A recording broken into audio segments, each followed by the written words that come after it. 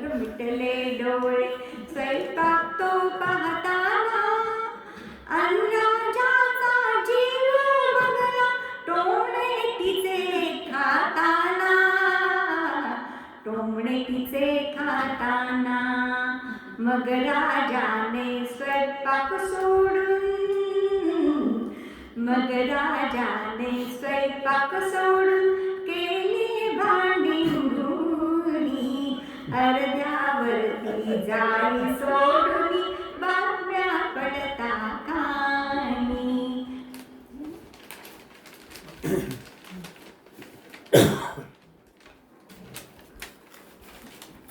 मंडळी, हे तर नवरा बायकोंचं झालं, पण घरामध्ये मुलं, लहान मुलं, त्यांचा अभ्यास हे पण असतंच ना सगळं. तर लहान मुलांना अभ्यासाला बसवायचं म्हटलं तर त्यांच्या मागे लागावं लागतं. मग कधीतरी त्यांना गाण्यातनं, गोष्टीतनं असं समजावून सांगावं लागतं. तर अशीच लहान मुलांना अभ्यास कर, वाचन कर असे सांगणारी एक छोटीशी रचना. परत ही रचना सुद्धा तुम्हाला सगळ्यांना नक्की आवडेल, कारण अतिशय प्रसिद्ध पु ल देशपांडे गदिमा ह्या जोडीची आहे. ऐका.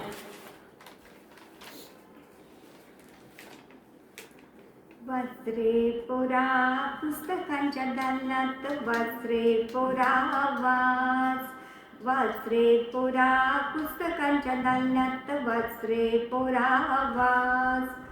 पुस्तकांचा ढीग मांडला रे, कागदांचा पसार सांडला रे, आता मांडी घाली मान घालून खाली, आता मांडी घाली मान घालून खाली, होऊन दंग तू वाच, वाच रे पोरा वाच. झर झर झरणी झरली रे, टिपणांनी बही भरली रे, मित्रासंगे वाचू कविता गाताचू, मित्रासंगे वाचू कविता गाताचू, अभ्यास करे तर हाच, वाच रे पोरा वाच.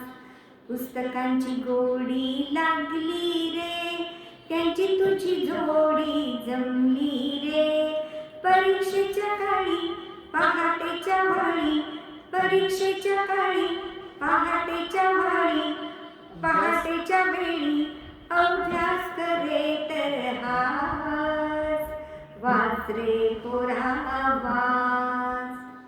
अभ्यास डोक्यात भिनला रे, इंग्रजीने मेंदू झुंजला रे, अभ्यास डोक्यात भिनला रे, इंग्रजीशी मेंदू झुंजला रे, भूगोलाची पाळी नको टाळाटाळी, सोडव गणिते तू पाच, वाच रे पोरा वाच. परीक्षा आता संपली रे, पुस्तकांची गट्टी जमली रे, दालनात छान छान पुस्तकाची कमानी खाली त्या वाच, वाच रे पोरा वाच, वाच रे पोरा पुस्तकांच्या दालनात, वाच रे पोरा वाच.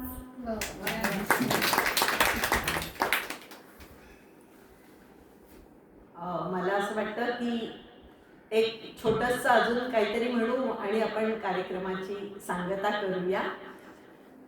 आत्ताच आपण बघितलं की करोनाच्या काळामध्ये सगळी बायका कोणी कामाला येत नव्हत्या. आणखी एरवीच आपल्याला मेडचा प्रॉब्लेम हा तर सर्व बायकांच्या अतिशय जिव्हाळ्याचा विषय आहे. तर दोन्ही रचना घेत नाही, एक छोटीशीच रचना फक्त घेतो. माझ्या कामवाल्या बाईचं नाव आहे जना. त्यामुळे हल्ली माझ्या तोंडामध्ये ना ते ये रे घना वगैरे येतच नाही. ये ग जना असंच माझ्या तोंडात येतं. आणि मी जनाची आळवणी करणारी एक मोठी रचना केली आहे, पण ती सगळी ऐकत नाही. कारण आमची जना सुद्धा काय कमी नाही हो. तिला मी हे सगळं ऐकवलं थोडीफार शिकली आहे, तर ती म्हणाली की असं तुम्ही म्हणता का, थांबा आता मी पण तुम्हाला ऐकवते. म्हणून तिने मला एक पक्कडशी लावणीच ऐकवली. तर ऐका आता जना काय म्हणाली ते.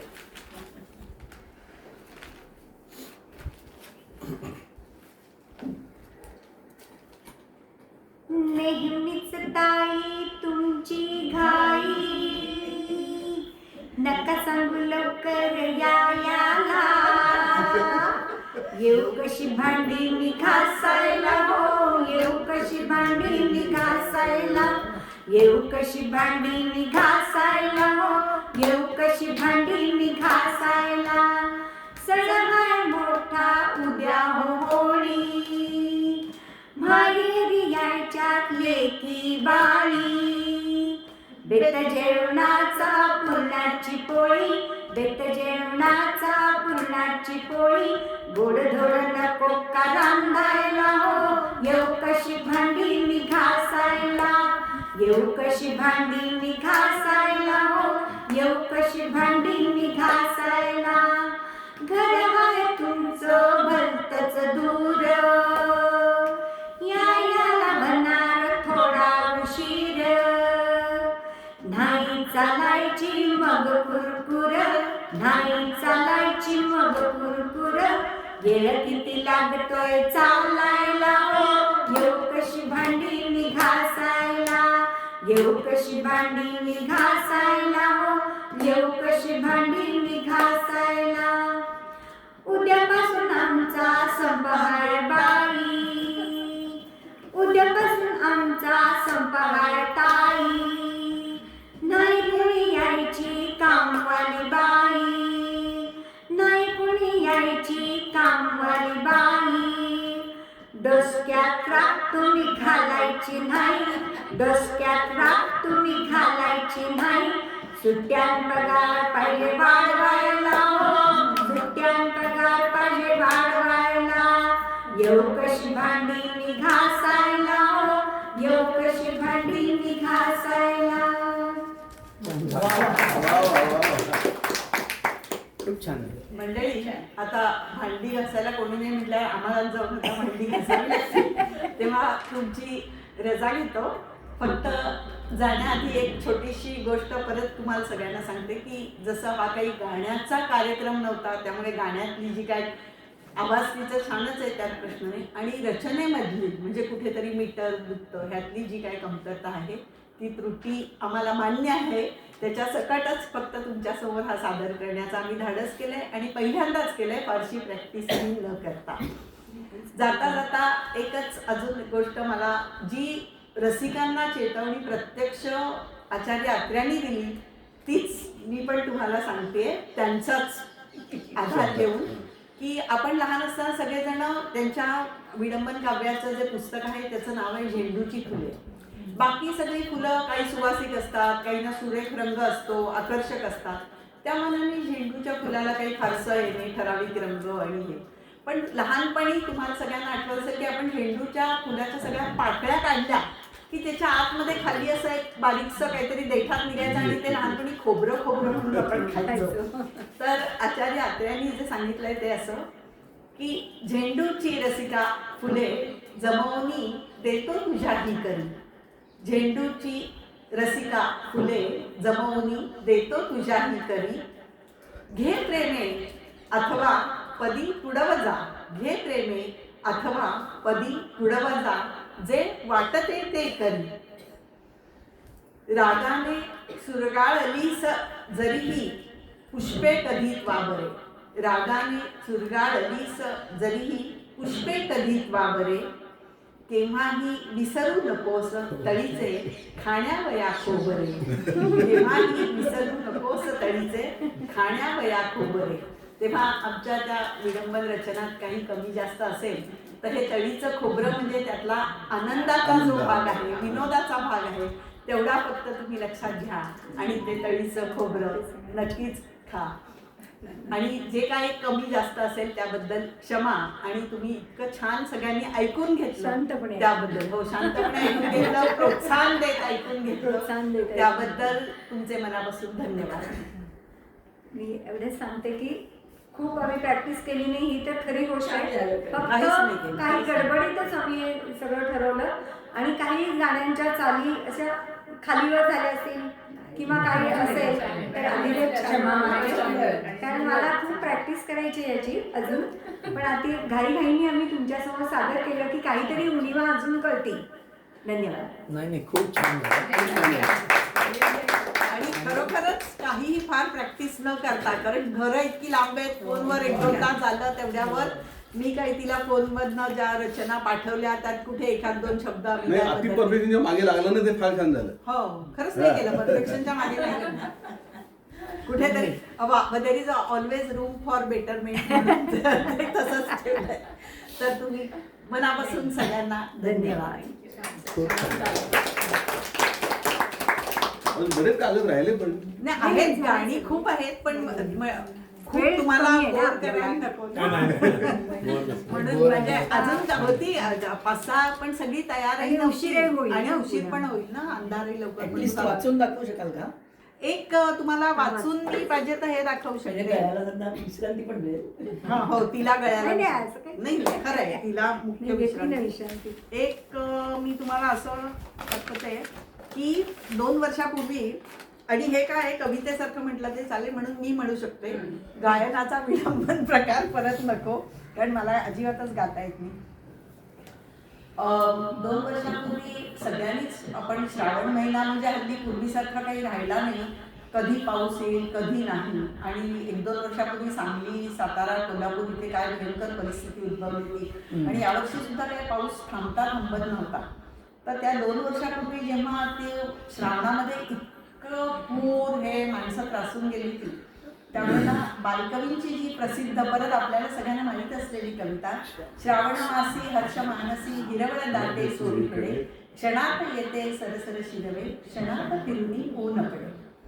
त्याबद्दल जे काय सुचलं ते, श्रावण मासी खेद मानसी दलदल दाटे चोहीकडे, आत्ता होते येथ कोरडे, क्षणात नदीला पूर चढे, वरती बघता कृष्ण मेघांनी नभ दिसे ते भरलेले, वाटे जणू ग्रह आपुले वक्री होऊन फिरलेले, रवीचा रथ हा कुठे अडकला, पाऊस रपरप कोसळतो, रौद्र रूपे बेभान दर्या फेसाळतो, उन्मत्त गजासम कृष्ण डगांचे ताले तांडव नृत्य महा, अवनीवरती कसे पसरले भीषणतेचे रूप पहा, जलमय झाली राने शेते वरुणदेव हे कोपलेले, सीमा सोडून वेदुंद वाहती ओढे आणि नद्या नाले, झाडे पाने चिंब जमाली ओली हिरवळ ओल्या वेली, तिले पाखरे दडून बसली पक्ष्यांची ही दैना झाली,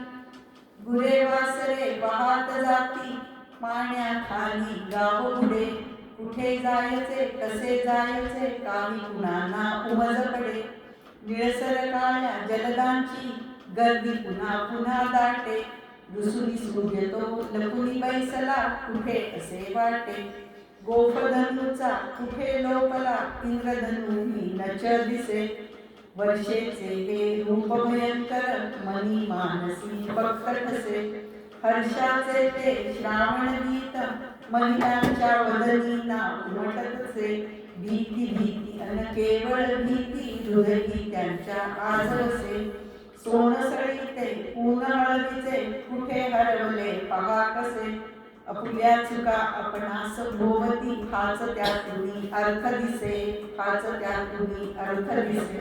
असं त्या कवितेवरचं काहीतरी गंभीर आहे, विडंबन म्हणजे असं हा, तरी- म्हणजे ते काय समछंदी म्हणा, हा समछंदी त्याची अशी होती. आणि बाकीच्या बऱ्याचशा गाण्यांच्या आणि इतर रचनांच्या आहेत.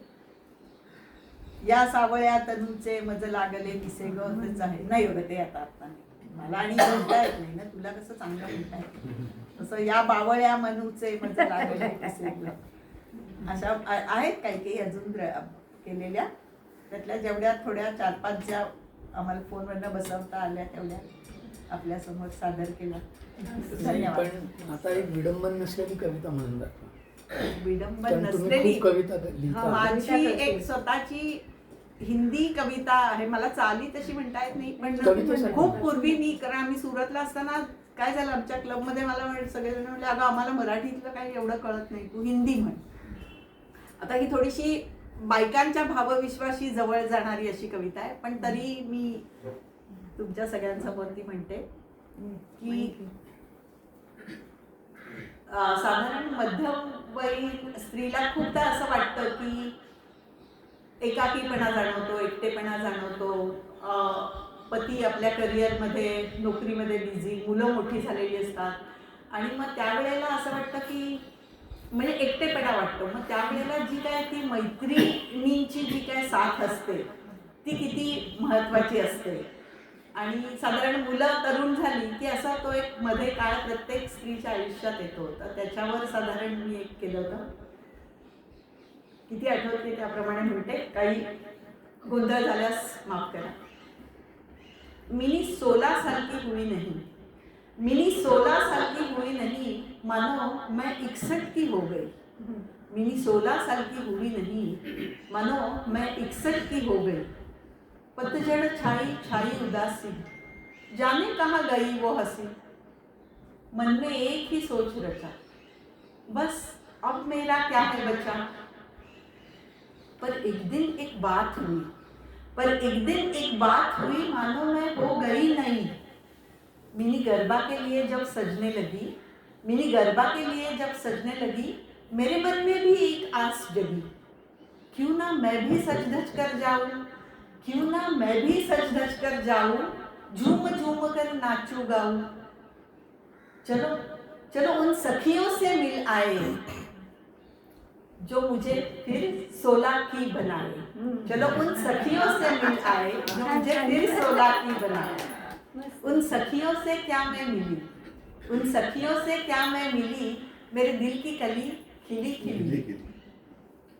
61 बन गया फिर से 16, 61 बन गया फिर से 16, मैं हो गई नव युवती बाला. सखी सखी ये तो तेरी जादूगरी, मेरे दिल में तूने उमंग भरी. सखी तेरे साथ का है ये कमाल, तूने फिर से कर दिया माला माल, तूने फिर से कर दिया माला माल. सखी ये तेरी ही कारीगरी, सखी ये तेरी ही कारीगरी. एहसान मन सदा रबू तुम्हारी, एहसान मन सदा रबू तुम्हारी. धन्यवाद. परफेक्ट मोडवर संपला कार्यक्रम, परफेक्ट मोडवर संपला कार्यक्रम.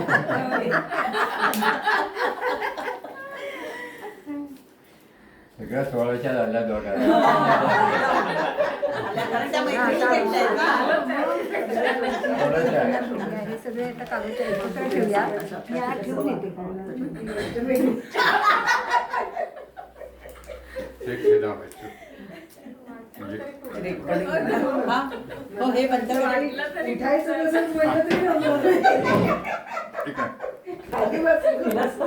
असं मॅटर उचला.